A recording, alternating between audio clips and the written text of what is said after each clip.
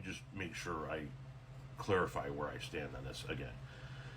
You cannot place a financial barrier between American citizens and their constitutionally protected rights. It's not a question of whether or not $7 is too much or not. It's not a question of whether or not the over $100 here in Illinois to get a FOID card is too much or not.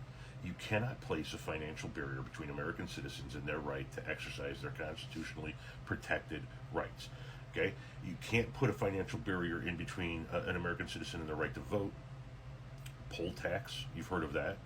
That's unconstitutional. The same applies with guns. So the cost to run a background check is, in my opinion, unconstitutional.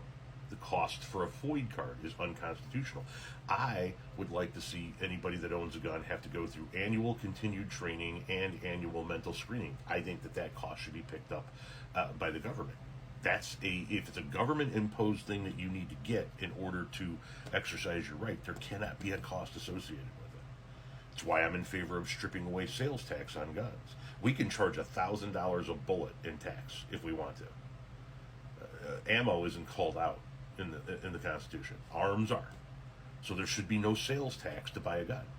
That's a constitutional financial barrier between you and your right to exercise you and your ability to exercise your constitutionally protected right to own a gun. Here's where people will come in, then they should be giving guns away for free. No, that's still private industry. You have a right to own a gun. You have a right to buy a gun and own a gun and even carry a gun.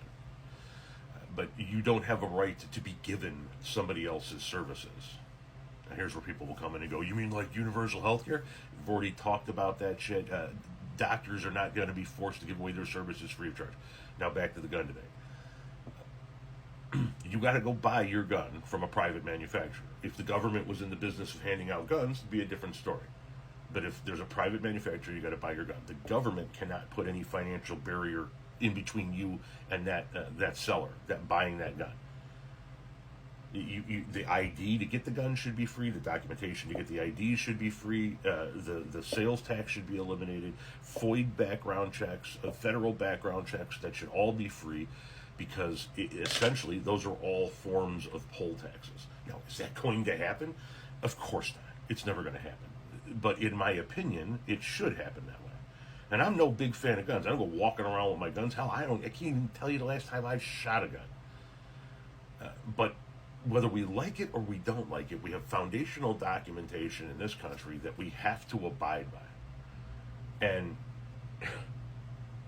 unless you got the votes to change it, that's the law of the land, period.